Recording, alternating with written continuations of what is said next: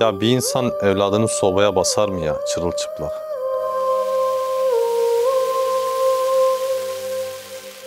Bir insan evladını anadan üryan şekilde soyup biberler mi ya her tarafını?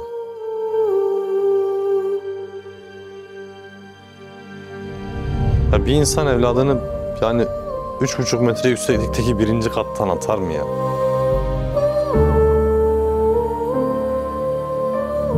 Hiç mi düşünmedin yani kafa üstü ben yere çakılsam ölüp gideceğim, çok basit, bu kadar.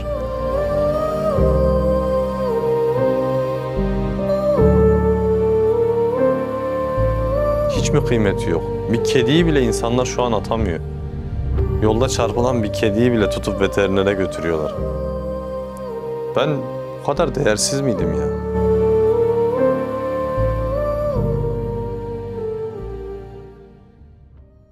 Ben ilk kendimi hatırladığım zamanlardan bu yana sürekli olarak ailevi sıkıntılar, problemler içerisinde büyüdüm. Babamdan çok eziyet gördüm, çok dayak yedim. Şiddeti çok yüksek dozajlarda dayak gördüm, baskı gördüm. Hem psikolojik olarak, hem maddi, hem manevi. En ufak bir şeyde bile babam her şeye kızardı. Çok çabuk öfkelenir, çok çabuk parlar, çok çabuk sinirlenirdi. Ateşe dökülmüş bir benzin misali. Ekseriyeti ben dayak yerdim. Yani çok basit dayaklar da değildi böyle. Çok uzun süre beni döverdi. Dövdükçe daha fazla sinirlenirdi. Tutar duvardan duvara çaldığı olurdu. Merdivenlerden tekmelediği olurdu. Babam kendini kaybederdi. Tutamazdı. Kendi kendine hakim olamazdı. Yani bir sinir hastalığı vardı. Kendisi de kabul ediyordu ama doktora gidip ona bir teşhis konulmadığı için eğer bir doktora falan gitseydi kesin %100 ilaç tedavisi. Belki hastanede yatırılacak derecede sinir hastasıydı babam.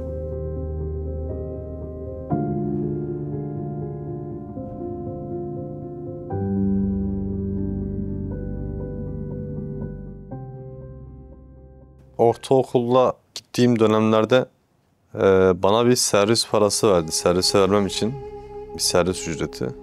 Ben de bunu sabahleyin servise tam olarak o zaman hatırlamıyorum. Yaklaşık 13-14 yaşındayım. Sabah unuttum galiba. Cebimde para kaldı. Okula gittiğimde de paradan içinden bir kısmını harcadım. Yani o zamanlar biraz bizde yokluk da vardı. İşte parayı görünce arkadaşlarıma bir şeyler ısmarladım. Ben bir şeyler yedim. Sonra akşam olduğunda paradan bir kısım eksikti tabii. Götürdüm servis şoförüne verdim. Bu paranın eksik olduğunu söyledi bana. Ben de babam bu kadar gönderdi dedim. Tabii bir 10 gün sonra yalanım ortaya çıktı. Servis şoförüyle yüzleştirdi babam. Daha sonra paranın eksik olduğunu anlayınca eve geçtik. Evde çok fena bir şekilde dövdü. Kemerle öncelikle başladı. Tekme, tokat, kemer, eline ne geçerse vuruyordu yani artık. Sonra sağ elim kemerle vura vura baş parmağımın gerisinden bileğime kadar olan bir yerde tam dikişlik vaziyette çok fena bir şekilde açıldı. Dediğim gibi dövdükçe şiddeti artıyordu. Dövdükçe şiddeti, bağırdıkça şiddeti artıyordu. Anlamsız bir şekilde gaza geliyor diyebilirim yani. Ben hatırlamıyordum tabii yani yaklaşık hemen hemen bir saat dövdü herhalde. Hızını alamadı, soba yanıyordu. Kış günüydü, iyi hatırlıyorum. Akşam vaktiydi. Travma olduğu için çok iyi hatırlıyorum yani dün gibi şu an.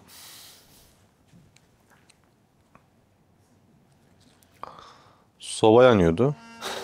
Annem araya girmeye çalıştı birkaç kere, anneme vurdu. Anadan doğma çırılçıplak etti beni. Zaten öyle döverdi çoğu zaman. Her tarafıma vururdu.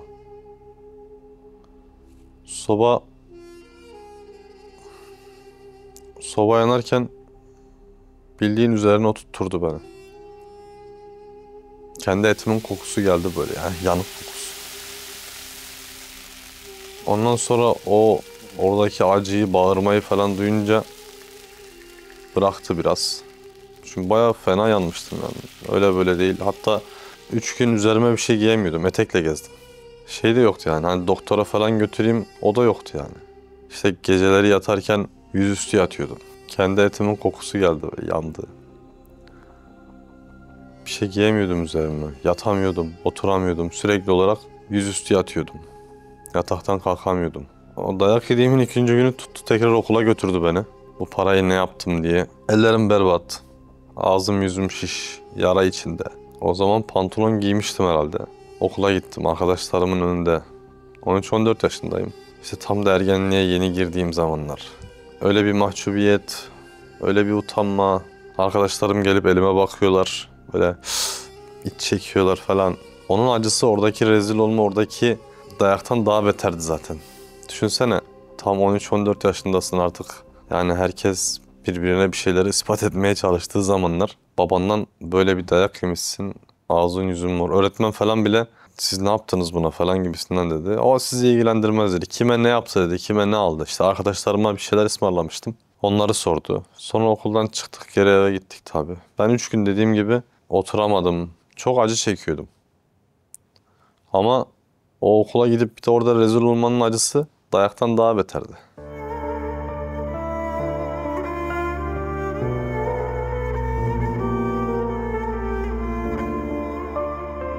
Sonra bir gün okula geldi gene. Öğretmenlerle görüştü, dersler iyi değil. Orada başladı dövmeye. Sınıfta. Tekme, tokat. Sınıfta öyle arkadaşlarımın içinde. Sonra vurdu, yuvarladı beni. Merdivenlerden aşağı bildiğin top gibi sekiyordum ben. Bir de bir yerden sonra artık ben bazı şeyleri hissetmiyordum. Yani mesela soba olayı bende çok büyük travma oldu. Ondan öncesinde mesela normal 2-3 tane tekme, tokat oldu mu bunlara dayak demiyordum ben. İyi ya, ucuz atlattık falan diyordum. Merdivenlerden bildiğin tekmeleyerek beni çıkartıyor. Dışarıya çıktık okulun bahçesinde. Rahat, okulda işte 300-400 kişi vardı. Öğretmenler falan orada. Yürümeye çalışıyorum, tekrardan bir tekme vuruyordu. Yuvarlanıp gidiyorum. Sonra arabaya bindirdi. Bizim bir arabamız vardı o zaman, iyi hatırlıyorum. Şehrin içinden biraz çıktık, ıssız bir yere geldik. Tabii yolda bağırmalar, hakaretler. Sen nasıl bir çocuksun? Nasıl yaparsın bunları? Yani çok fena bir şey yapmışım gibi. Yani derslerim kötüydü. O da zaten hani hayatım belliydi ki. Bir de ne bir öğretmen desteği ne bir şey yoktu yani. Ödevimi bile takip etmezdi yani. Bakmazdı, anlamazdı yani. O da açıkçası. Sonra bir yerde bir durdurdu arabayı, dediğim gibi. Bir yerde şey yapıyor, patlıyordu artık. Tam benden öyle yani gerektiği gibi bir acı duymadığım için mi ne artık bilmiyorum da durdurdu arabayı. Arabanın önüne bindirdi beni. Kaputun üzerine. Bastı gaza. Ben arka sileceklerden tutmuşum böyle oradan. Arabanın sileceklerinden. Bildiğin gaza basıyor hızla, yani rüzgarın şiddetinden bayağı bir hızlı gittiğini anladım. Bağırıyordum, baba yapma, baba ne olursun baba yapma. Sonra durdurdu, geri arabaya bindim. Bir eliyle arabayı sürüyor, bir eliyle dövüyor. Nasıl derslerim başarısız olur, nasıl olur? Eve gittik. İşte bir tane dutlar vardı bizim orada, dut çubuğu kesti geldi. Yine ondan dövdü. Dayak seansları çok uzun sürüyordu yani.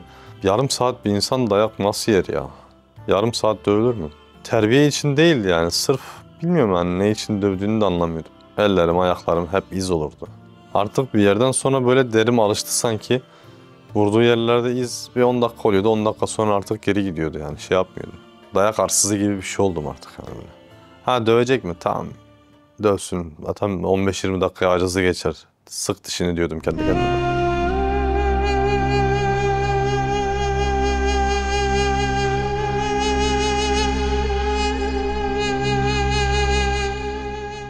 Bizim evin önünde araba vardı. Bir başkasının arabası, emanet bir araba. Ben de işte o zaman hatırladığım kadar çocuk haklı. Biniyorum arabaya, kontağını açıyorum. Teybinden müzik dinliyorum. İşte sileceklerini çalıştırıyorum, kornasına basıyorum falan filan. Arabanın aküsünü bitirmişim. Ben o zaman yaz tatiliydi, camiye gidiyordum. Sabahleyin arabayı çalıştırmaya çalışmamış, çok sinirlenmiş. Kabarmış. Eve geldim, annem dedi, vallahi dedi böyle oldu, seni parçalayacak gene. O arada kendi evde yoktur. Ben o korkumdan, o zaman da yani yine küçüğüm yani 13-14'lü yaşlar. Bisikletimle bindim bisikletime, çıktım evden, ana yola koyuldum, gidiyorum. Nereye gittiğimi de bilmiyorum ama evde kalırsam çok fena dövecek beni, biliyorum yani. O dayaktan kaçmak için çıktım. Gittim, akşam oldu, gece oldu. Tabi bu arada arıyor beni her yerden, neredeyim, ne yapıyorum, ne diyorum diye. Öyle bir süreç geçmiş. Neyse gece oldu, ben eve geri geldim. Ama eve girmedim. Evden uzakta böyle bir yer vardı. Baraka gibi bir şey vardı. Geçtim, onun içine yattım. Sabah namazında böyle daha gün aydınlanmadan bir baktım, beni uyandırıyor. Uyandım, tabii çok korktum.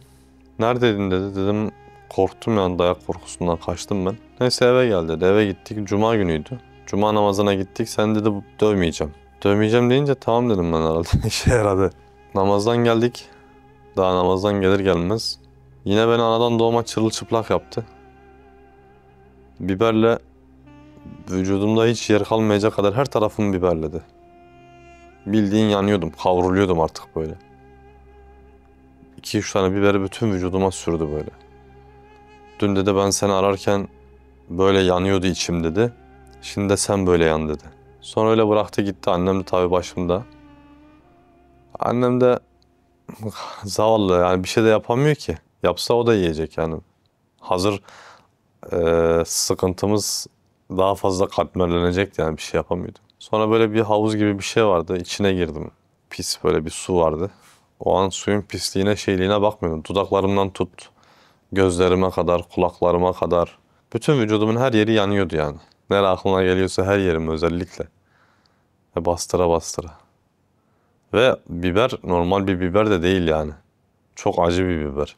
Geçtim suyun içinde biraz geçti şey yap. Dediğim gibi bir de artık vücudum alışmış mıydı neydi? Bir saat sonra bende de bir şey yoktu. Her şeyi unutup gidiyordum yani. Çok çabuk geçip gidiyordu yani. Yaşayanlar normal değildi ama çok çabuk geçip gidiyordu. Evde işte tam ben okula gideceğim. Hazırlandım, üstümü falan giydim. Yine bir şey oldu, bilmiyorum ne oldu. Yani hatırlamıyorum o gün ne olduğunu da, yine dövmeye başladı beni.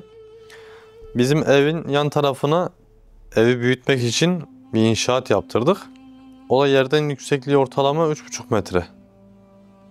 Dam halinde, daha üstü falan yapılmamış. İşte döve döve oraya kadar falan geldi. Sonra tuttu birden, aşağıda böyle bir hafiften kum birikintisi de var. İşte diyorum ya, dövdüğü yerde daha fazla gaza geliyordu. Yani şiddeti arttıkça, normalde ben ağlama seslerim yükseldikçe, acı çekmem yükseldikçe daha fazla yapmak istiyordu. Vurdu vurdu, tekmeledi falan, tuttu. O kumun üzerine atarım şeyle, direkt o damdan aşağıya attı beni aşağı. Sağ diz kapağımın üzerine düştüm. Yani rahat bir 3 ay bildiğim böyle topallayarak gezdim. Sonra servis geldi, tam işte okula gitme zamanı, hemen servise atladım, bindim o ayaktan.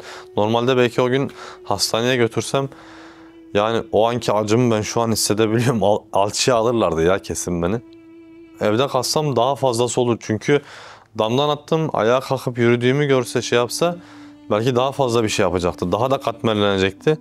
Dayak, kaçarak bindim servise, çıktım gittim. Okula gidiyorsun, topallıyorsun ya. Sormayacaklar mı okulda ne oldu diye. Sordular ne oldu? Ya düştüm dedim ya, ayağımın üzerine düştüm dedim. O daha zor ya.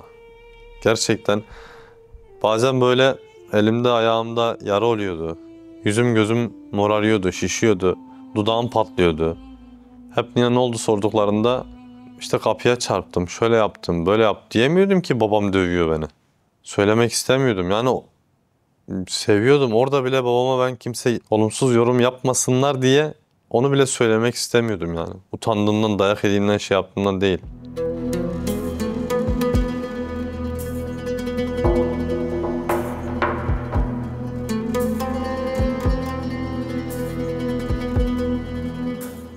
Okuldan karnemi getirdim. Karneme baktı. Zayıfları görünce yine tabii dövdü beni. Dövdükten sonra işte ben ağladım falan, zırladım. Beni bıraktı, geçti. Abdest aldı, namaza durdu. Bir anda ben de çıktım, mutfağa gittim. Uzunca bir bıçak vardı, aldım. Yeter artık dedim ya, ben her gün dayak ye bıktım, usandım yani artık. Böyle her gün gidemez dedim. Bıçağı aldım, odaya girdim. İşte öğlen namazıydı. Namazını kılıyordu, devam ediyordu. 2. rekattaydı, oturuyordu. Arkasına geldim. Elimi kaldıracağım. Elim kalkmadı işte. Allah orada bir sükunet verdi ama ben niyetim orada öyleydi yani. Artık yeter çünkü bıktım. Ya her gün, her saniyenin, her şeyin dayak olur mu? Psikolojim bozuldu. Ben bir dahaki dayağı ne için yiyeceğim diye düşünüyordum artık. Hep benim gündemim dayaktı. Şunu yapsam dayak yer miyim, bunu yapsam dayak yer miyim? Ya bıktım artık. Onun yediğim dayaktan çok bunları düşünmek, bunların psikolojisi beni mahvediyordu. Gittim başında dikildim. Ya arkasından bıçağı saplamaktı yani benim niyetim ama Allah orada bir sükunet verdi işte. Yapamadım. Sonra selam verdi, elimde bıçağı gördü. Bu ne dedi? Beni mi bıçaklayacaksın dedi. Sonra elimden bıçağı aldı, yine birkaç tane vurdu. Öyle çıktı gitti. Ve o günleri zaten böyle tam işte travma olan şeyler aklıma geliyor. Daha sonra beni Kur'an kursuna yazdırdı. Sonra bir kere kaçtım geldim, evde dövdü, şey yaptı, tekrar götürdü. Bir gün işte hem Kur'an kursuna hem okula aynı anda gidiyordum. Hem hafızlık yapıyordum hem de İmam Hatip'e okuyordum. Sigara içiyordum, sigaraya başlamıştım. Bir gün Kur'an kursunda yakalandım sigara içerken. Kursun hocasıyla okul hocasının da arası iyi. Okuldaki hocaya da haber etmiş, demiş bunu biz yakaladık sigara içerken. Benim müdür çağırdı. Dedi babanı ara gelsin. Sen tasdiknameni vereceğiz. Seninle olmuyor. Tabii okulda da bu aralar olaylar oluyor. Ben de biraz artık 16-17'ye gelince baba arkanda yoktur ya. Serseri gibi bir hayat yaşamaya başladım. Nerede böyle işte kalabalık gruplardan falan filan kavga ediyoruz falan filan. Bir de dayak arsız olmuşum yani. Başkasına vurdum mu burnu kanıyor, bende hiç sıkıntı yok. Ben dedim babamı çağırmıyorum, sen tasdiknamemi verebilirsin. Ben dedim zaten okumayacağım, yeter artık. Arkanda biri olmayınca herkes seni zaten çok kolay eziyor. Kimse senden ilgilenme tenezzülünde bile bulunmuyor. Ben dedim okumuyorum bu saatten sonra müdüre. Dedi yok babanı çağıracaksın. Dedim çağırmıyorum ben ya, bitti artık. Sen ne yapıyorsan yap. Gelmiyorum dedim okula. Çünkü tiskinmiştim artık. Okulda bir şey yok ki gördüğüm. Kimse adam akıllı oturup bir derdini dinleyen yoktu ki. Herkes en kısa yol döverim, söverim, ceza veririm, şey yaparım. Okumayacağım dedim. Bitti benden buraya kadar. Sonra dedi tamam sen okula devam et. Ben dedi tasdiknameni vermeyeceğim. Öyle kararlı olduğumu görünce. Yok tamam öyle yapma falan alttan almaya başladı. Çıktım okuldan, kaçaraktan gittim yurda. Kur'an kursunda kalıyordum. Bizden daha önce bir arkadaş Çorlu'ya, Tekirdağ'a çıkmış gitmişti. Onu aradım. Dedim orası nasıl? O da hafızlık yapıyordu. Dedi gerçekten güzel.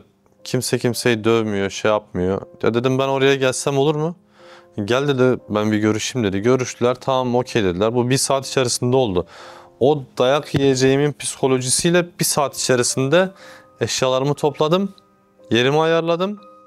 Bir de oradan rica ettim. Durumu anlattım. Bilet parası gönderdiler bana. Atladım otobüse çıktım gittim. Dedim zaten gelse dövecek ya öldürecek ya şey yapacak. Boş ver haberi olmasın. Zaten çok da umurunda değil yani. Sevse bu kadar zaten dövmez ki beni. Haberi olsa ne yapacak ki? 6-7 ay kadar Tekirdağ'da kaldım. Zor yani dayanamadım yapamadım. Hafızlık yapıyordum yine orada. Orada da biraz hafızlığı ilerlettim. Sonra çıktım geldim geri. Üçüncüye geldiğimde kendi memleketimde bitirdim hafızlığı. Evrelerde kendine zarar vermeyi düşündün mü peki? Yok elhamdülillah ben öyle kendi kendime bir zarar vermedim hiç. Zaten zarar verecek bir şeyim yoktu ki. Hep bana zarar veriyordu yani. Bir baba çocuğunun arkasında durmazsa o çocuk illaki arkasında duracak birini bulacak. Bu ama bir uyuşturucu satıcısı olur. Ama bir mafya babası olur. Ama başka bir işler yapan biri olur. İlla birini bulur.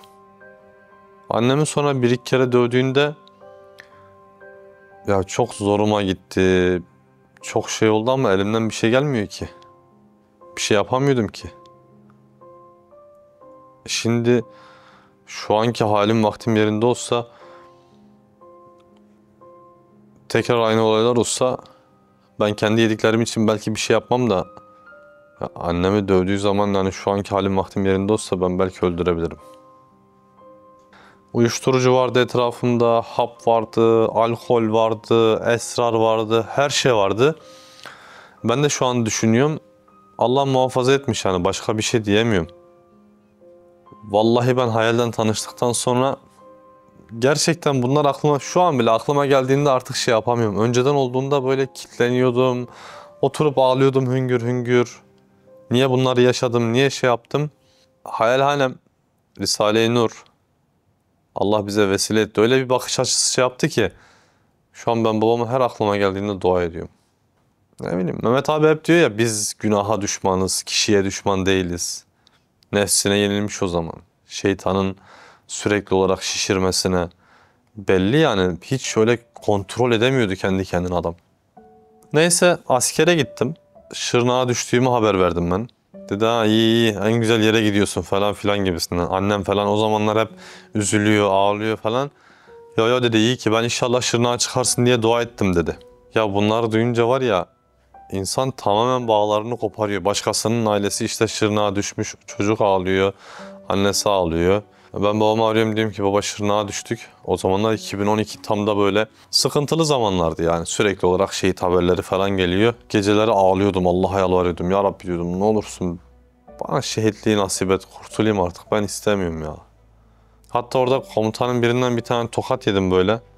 Vallahi dedim, askerlik nur nimetmiş ya. Gerçekten rahat ettim yani. En uzun süre benim dayak yemediğim zaman askerlikti. O komutandan yediğim bir tane tokadı da, o da çerez diye say yani. Dayak da değildi. Sessiz sessiz ağlamayı orada askeriyede öğrendim ben böyle. Allah'ım ne olursun benim canımı al. Ne olursun şehitliği nasip et. Her konvoya çıktığında böyle bakıyordum, bir yerden bir kurşun gelir mi? Veya bir mayın patlar mı? Şehit olur muyum acaba gibisinden. Kurtulmak istiyordum. Askerden geldim işte ondan sonra. Sonra beraber işte önce çiftçilik yapıyorduk. Dövmeyi falan geçtik yani. Mesela askerden geldikten sonra dayakların şiddeti biraz daha azaldı. Ama bu sefer bağırıyordu. Hem öyle bir bağırıyordu ki. Ben kitleniyordum o zaman. Elim ayağım şey yapıyordu, birbirine dolaşıyordu. İşte daha sonra evlendim. Benim ikinci çocuk da oldu. Annemle eşim biraz tartıştılar. O tartışmanın neticesinde haber babama gidiyor. Ben de orada annemle biraz tartıştım. Sen nasıl annene böyle bir şey yaparsın? Ya fırsat kolluyor ya bir şey yapmak için. Ya evlenmişim artık, bırak beni yeter ya. Benim bir ailem var, bırak artık yeter. Tamam, dövdüm bugüne kadar. Geldi kapıları yumrukluyor böyle. Üst katta kendisi oturuyordu, alt katta ben, müstakil bir evimiz vardı. Kapıyı yumrukluyor yani, bildiğin kıracak yani. Bizlere köy yerinde av tüfekleri hemen hemen herkeste vardır. Ben gittim silahı aldım, eşim elime sarıldı, ağlamaya başladı. Dedi ne yapıyorsun, dur. Dedim tamam, sen bir sakin ol. Ben babama sıkacak kadar şirazemi kaybetmedim, aklım yerinde. Evden içeriye girerse, beni çocuklarımın ve eşimin önünde döverse, o zaman dedim ben aklımı, dengemi kaybederim. O zaman beni tutamazsınız. Şu an beni bir bırak. Havaya 2 el ateş attım. Biraz da bağırdım, çağırdım. Yeter dedim senin ettiğin, nereye kadar ya? Ne istiyorsun? Gel dedim, gel. Kaçarak başka bir tarafa, evin başka bir tarafına gitti. Sonra 10 dakika sonra jandarma arabası geldi. Jandarmayı aramış. O zamana kadar elinden bir canavar büyüttüğü için en ufak bir olay bile şiddetle çözmeyi öğretiyordu. Ama kurban olduğum Rabbim o zaman yine aynı o bıçaklama olayındaki gibi bir sükunet nasip etti. Ama işte jandarmaya hesap edemedik. Jandarma geldi. Silahı aldılar. Sonra karakola gittik. Karakolda yanıma geldi. Niye dedi böyle bir hareketi yaptın? Ben de anlattım, dedim eşimin yanında bana böyle bir şey yapacak olsaydın havaya değil direkt sana sıkardım. Dedi bende de silah vardı, ben de silahı alsaydım. Dedim valla ben her şeyi göze aldım artık, yani sıkıntı yok, bu saatten sonra bitti artık dedim, yeter. En son büyük olayımız o oldu zaten. Bütün şeyleri kopardık yani o saatten sonra. Dedim bu saatten sonra böyle. Şikayetçiydi yani kendi benden. Eğer evi boşaltırsa, evden çıkarsa şikayetçi olmam dedi. Ya dedim nalet gelsin, evde senin olsun, yerde senin olsun, mal mülk de senin olsun, her şey senin olsun. İstemiyorum daha, yeter. Ahırda yaşarım. Yeter ki senden uzaklaşayım artık. Bitirdim beni. Çıktım harbiden de. İkinci çocuk yeni doğmuştu. Ev arıyorum bulamıyorum. Zaten param da yoktu ki o zaman yani. İşten de ayrıldık. Yanında çalışıyordum. Ev arıyorum, ev bulamıyorum. Hakikaten de işte orada o zaman insan ağzından çıkan lafa dikkat etmesi gerekiyor. Ahırdan eve dönüştürülmüş bir ev vardı. Tamam burası olur. Adam dedi ki 3 kira peşin alırım. O zaman iyi hatırlıyorum, 1000 liraydı. 1000 lira param yoktu benim. Eş, dost, amcam yardımcı oldular. Geçtik oturduk. Adam gibi bir mutfak dolabı bile yoktu ya. Bildiğin ahırdan dönmeydi. Baya böyle bir 6 ay 7 ay bir yokluk içinde yaşadık. Babamın bana yaptığı en güzel babalık o gün beni evden kovmaktı. Ben o 6 ay 7 ay, hatta hemen hemen 2 sene diyebilirim. Yokluk içinde o yokluğu gördün. Orada resmen orası böyle var ya, tam nimetlerin yani kıymetini anlamayı nasip etti Allah. Bu süreçte hayalle nasıl tanıştın? Eşim Allah razı olsun sürekli olarak yalvarıyordu. Ne olursun namaz kıl. Niye böyle yapıyorsun bak. Bende de şu vardı yani tamam kılacağım. Biliyorum hafızlık da yaptım. Kılmam gerekiyor ama zamanı var. Şu işleri bir yoluna koyayım. Şu sorunları bir çözeyim. Bir haber geldi. Halamın oğlu yüksek dozda uyuşturucudan dolayı yani birçok damarı patlamış. Hastaneye kaldırmışlar. 4 saat sonra vefat ederler dediler. Böyle bir hastanın kurtulma ihtimali %2. Annesinin yanına bir mezar ayarlayın. Biz artık tamamen ümidi kestik yani gidecek. Ameliyata girdi. Sonra bir haber daha aldım.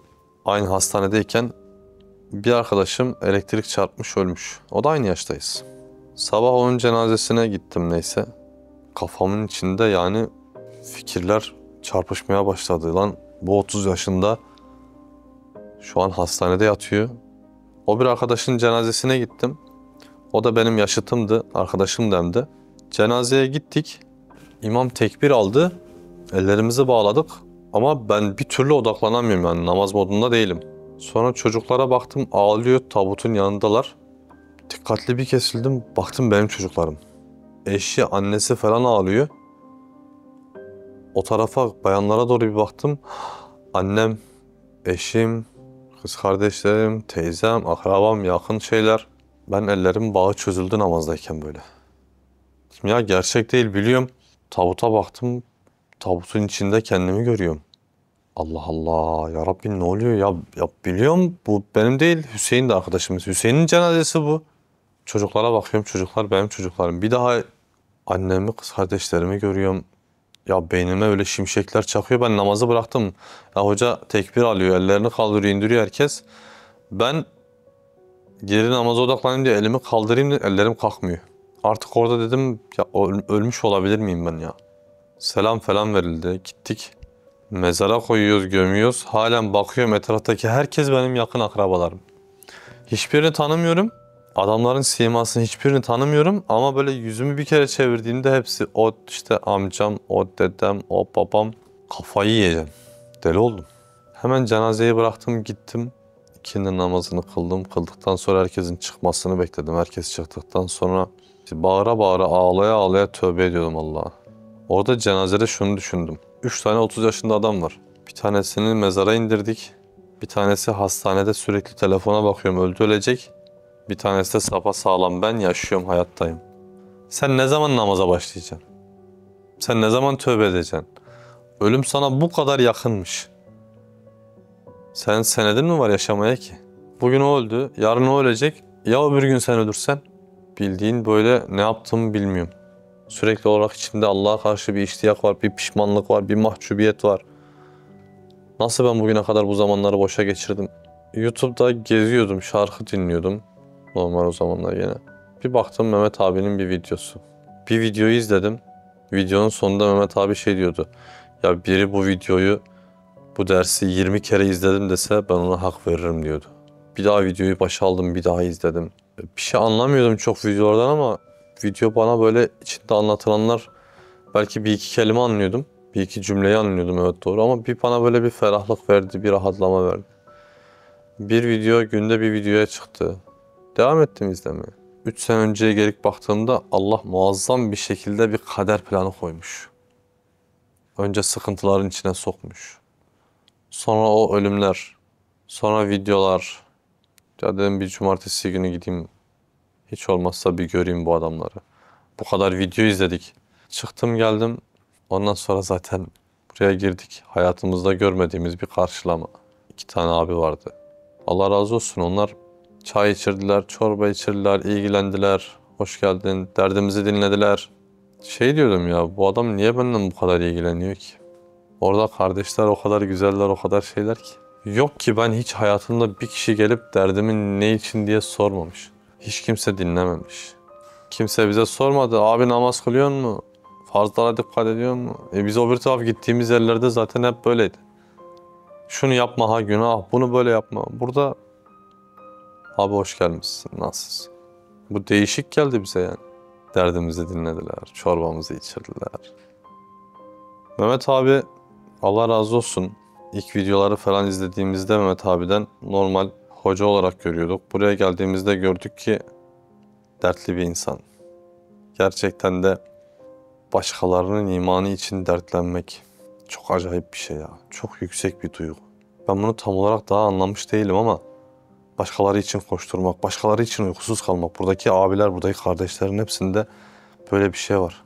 Meyhanede içen veya kumar masasında kumar oynayan bir adam için burada yalvara yakara dua ediyorsun.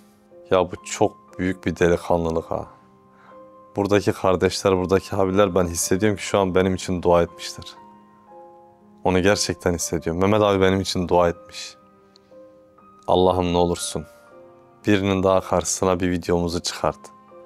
Allah'ım ne olursun birini daha bir bataklıktan çıkart. Ben şu an oradan kurtuldum ya. Allah bana burayı nasip etti ya. Aynı duaları ben de ediyorum. Sen hiç haberin yok, senin için dua ediyorlar. Ya gerçek samimiyet, gerçek dostluk, gerçek delikanlılık bu değil mi ya?